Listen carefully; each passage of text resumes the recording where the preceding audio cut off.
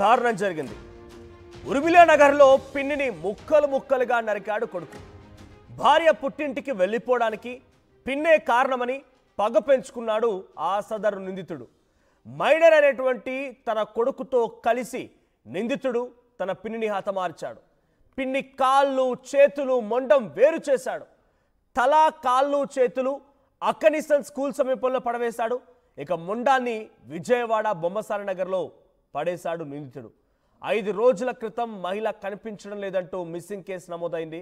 అయితే అక్టోబర్ 1న మాయమాటలు చెప్పి పిన్నిని ఇంటికి తీసుకెళ్లాడు ఆ కొడుకు.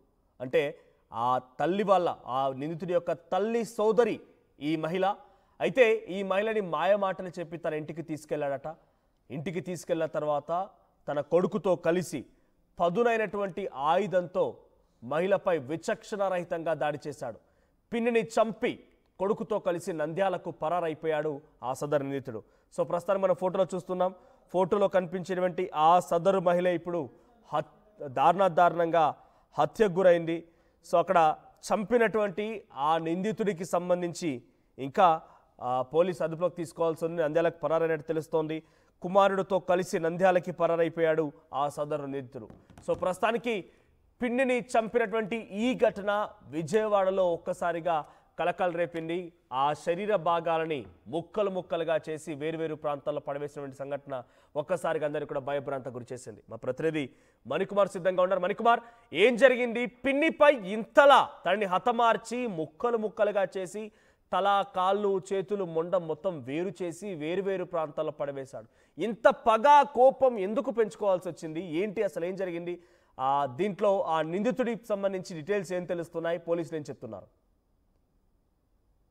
గత 4 రోజుల క్రితం ఒక విజయవాడ ఉర్మిళా నగర్ లో మహిళ కనిపించట్లేదంటూ తన తల్లి కనిపించట్లేదంటూ ఒక వ్యక్తి పోలీసులకు ఫిర్యాదు చేశారు. ఫిర్యాదు చేసిన వెంటనే పోలీసులు విచారణ చేపట్టిన నేపథ్యంలో విజయవాడలో దారుణమైన ఘటన వెలుగులోకి వచ్చింది. వరుసకు పిన్నైనటువంటి వృద్ధురాలిని అత్యంత కిరాతకంగా కత్తితో తన కుమారుడితో కలిసి అత్యంత కిరాతకంగా దాడి చేసి హతమార్చి మహిళ శరీర భాగాలను కత్తితో ముక్కలుగా చేసి వాటన్నిటిని కూడా ఒక గోనె సంచిలో కట్టి అక్కడ ఉన్నటువంటి పరిసర ప్రాంతాల్లో ఉన్నటువంటి వివిధ మురికి కాలువల్లో పడేసిన ఘటన ఆలస్యంగా వెలుగులోకి వచ్చింది. ఆ ఘటనకు సంబంధించి పూర్తి వివరాలకు వెళ్తే ఉర్మిళా నగర్ కు చెందినటువంటి విజయలక్ష్మి అక్కడ నివాసం ఉంటున్నారు. అయితే గత కొన్నేళ్ల క్రితం 10 ఏళ్ల క్రితం నంద్యాల నుంచి తన అక్క కుమారుడు అయినటువంటి సుబ్రహ్మణ్యం ఫ్యామిలీతో సహా అక్కడికి వచ్చి స్థానికంగా పనులు చేసుకుంటూ అక్కడే ఉంటూ విజయలక్ష్మి వద్ద ఆమె ఇంట్లోనే ఉంటూ నివాసం ఉంటున్నారు. అయితే గత కొన్నేళ్ల క్రితం సుబ్రహ్మణ్యంకు తన భార్యతో గొడవ విభేదాలు రావటం, మరుసట తర్వాత భార్య అక్కడి నుంచి తన పుట్టింటికి వెళ్ళిపోవడంతో ఇదంతా కూడా వ్యవహారం అంతా కూడా తన పిన్ని విజయలక్ష్మి వల్లే జరిగింది. తన పిన్ని వల్లే భార్య పుట్టింటికి వెళ్ళిపోయిందని పగ పెంచుకున్నారు సుబ్రహ్మణ్యం. అప్పటి నుంచి కూడా పిన్నిని హతమార్చాలంటూ కూడా ఒక పక్క పథకాన్ని రచించాడు. అయితే 4 రోజుల క్రితం విజయలక్ష్మి ఒక కార్యక్రమానికి వెళ్ళి తిరిగి వస్తున్న క్రమంలో తాను ఇంటి దగ్గర దించుతాను అని చెప్పి ఆ విజయలక్ష్మిని తన బైక్ మీద ఎక్కించుకొని ఇంటికి తీసుకువెళ్ళి అక్కడ కుమారుడితో కలిసి వెనక నుంచి ఆమెను అత్యంత కిరాతకంగా కత్తితో పొడిచి దాడి చేశారు. పూర్తిగా హతమార్చిన తర్వాత శరీర భాగాలను కూడా కట్ చేసి వాటన్నిటి కూడా ఒక సంచిలో వేసి గోనె సంచుల్లో కట్టి వాటన్నిటిని కూడా అక్కడ ఉన్నటువంటి పరిసర ప్రాంతాల్లో ఉన్న మురికి కాలువల్లో పడేసిన పరిస్థితి. అయితే స్థానికులు మురికి కాలువల్లో ఉన్నటువంటి శరీర భాగాలను గుర్తించి పోలీసులకు సమాచారం ఉండటం ఈ వ్యవహారం అంతా కూడా బయటకు వచ్చింది. కేవలం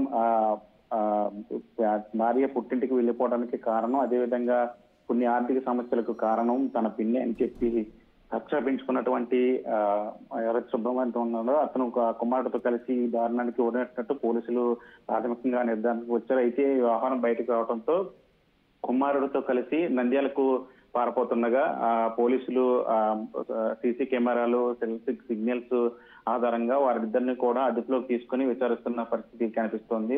దీనికి సంబంధించి పూర్తిగా కేసు నమోదు చేసి ఇంకా ఏమైనా ఇతర కారణాలు ఏమైనా ఉన్నాయా, ఈ ఘటనకు సంబంధించి పూర్తి వివరాలు ఏంటి అనే దాని మీద మణికుమార్, గతంలో ఇటు పిన్ని ఆ తర్వాత ఆ వ్యక్తికి ఎవరైతే నిందితున్నాడో వాళ్ళిద్దరి మధ్య గొడవ జరిగిందా? ఏదైనా సంభాషణ జరిగిందా? తగాదాలు జరిగాయా? గతంలో ఏమైనా గొడవలు జరిగిన దాఖలాలు ఉన్నాయా? డైరెక్ట్గా ఆ మహిళని ఇంత దారుణంగా చంపాడు అని అంటే గతంలో ఏమైనా గొడవలు జరిగిన సంఘటనలు ఏమైనా అనుమానాలు వ్యక్తమయ్యాయా?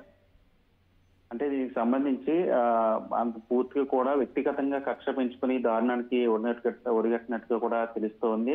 అంటే తన భార్య కొన్నాళ్ళ క్రితం విజయలక్ష్మి ఇంటి వద్దే నంద్యాల నుంచి ఫ్యామిలీతో సహా ఇక్కడికి వచ్చి విజయలక్ష్మి ఇంటి దగ్గరే ఉంటూ గత 3 ఏళ్ల నుంచి కూడా అద్దె కూడా చెల్లించకుండా అక్కడే నివాసం ఉంటున్న క్రమంలో ఆ సమస్యలు కావచ్చు, ఆర్థికంగా ఉన్నటువంటి సమస్యలు కావచ్చు, లేదా తన భార్యతో విభేదాలు వచ్చి ఆమె పుట్టింటికి వెళ్లిపోవటానికి కూడా కారణం విజయలక్ష్మి అని చెప్పి అతను సుబ్రహ్మణ్యం ఆడుతున్నాడో నిందితుడు విజయలక్ష్మి మీద కక్ష పెంచుకొని వ్యక్తిగతంగా ఈ కక్ష పెంచుకున్న తర్వాత ఈ దాడికి పాల్పడినట్టు తెలుస్తుంది. అయితే గతంలో వీరిద్దరికి ఎక్కడ కూడా గొడవలు జరిగినట్టు కానీ చిన్న వాగ్వాదాలు నడిచినప్పుడు కూడా ఎక్కడ పూర్తిగా పెద్ద ఎత్తున గొడవలు కానీ దాడులకు దిగిన సంఘటనలు ఏమి జరగలేదని స్థానికులు కూడా చెప్తున్నారు. ఇదేమైనప్పటికీ కూడా సొంత పిన్ని అంటే